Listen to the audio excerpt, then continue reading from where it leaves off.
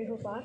पिता तुल्य, पितामहे, आचार्य, भाइयों, मित्रों एवं पुत्रों को देख रहा हूँ केशव। इन्हें देखना क्या है पार्थ? तुम इन्हें पहली बार तो नहीं देख रहे हो, और तुम ये भी जानते थे कि ये सारे सगे संबंधी रणभूमि में अवश्य दिखाई देंगे। किम नो राजन गोविंद किम भोगै जीवितेन वा येषा मर्त्य कांक्षितम नो राज्यम भोगा सुखानि च। हे माधव, अगर इस युद्ध में मेरे सारे प्रियजन मारे गए तो मुझे इस राज्य, इस जीत और इन भोगों से क्या लाभ होगा? हतो वा प्राप्स्यसि स्वर्गम जित्वा वा भोक्ष्यसे महि तस्मात् उत्तिष्ठ कौन्तेय युद्धाय कृते निश्चय। यदि इस युद्ध में तुम्हारी विजय हुई तो पृथ्वी का राज और यश भोगोगे, और यदि वीरगति को प्राप्त हुए तब भी पार्थ यश के साथ साथ स्वर्ग पाओगे।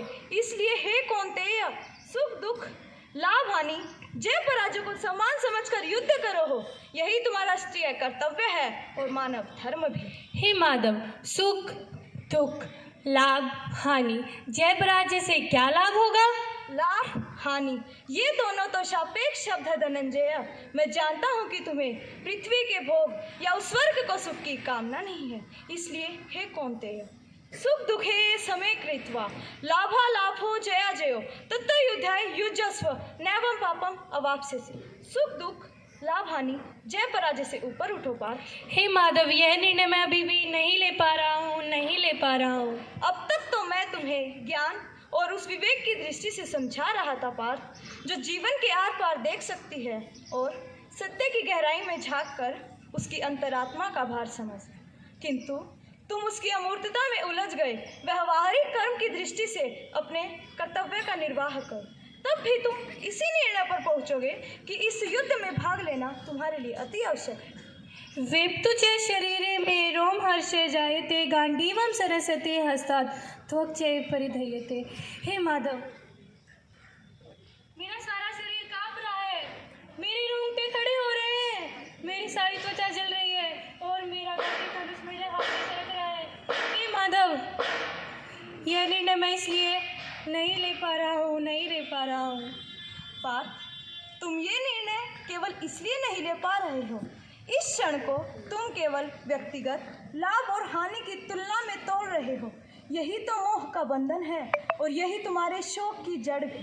ये शोक न तुम्हारे वर्तमान के लिए सही है और न ही तुम्हारे आने वाले उस भविष्य के लिए। लाभ और हानि की इस कामना में मत भटको और कर्म करो। हे माधव, निष्काम कर्म कैसे संभव है और हमें इससे किस फल की प्राप्ति होती है? कर्मण्येवाधि कारस्ते माँ फलेषु कदाचन माँ कर्म फल हेतुर्भूर्मा ते संगोस्त्व कर्म। हे पार्थ, तुम तो केवल निष्काम कर्म के मार्ग पर चलो, क्योंकि कर्म फल तो तुम्हारे वश में ही नहीं है। तुम केवल कर्म करो और कर्म फल की इच्छा ना करो।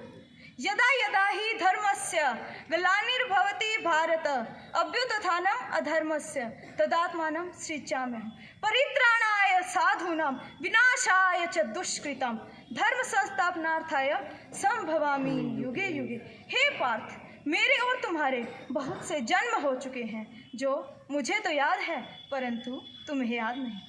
वैसे तो मैं अजन्मा हूँ, अविनाशी हूँ और समस्त प्राणियों का स्वामी हूँ, परंतु अब भी मैं प्रकृति को अधीन करके अपनी योग माया से प्रकट होता रहता हूँ। धन्यवाद।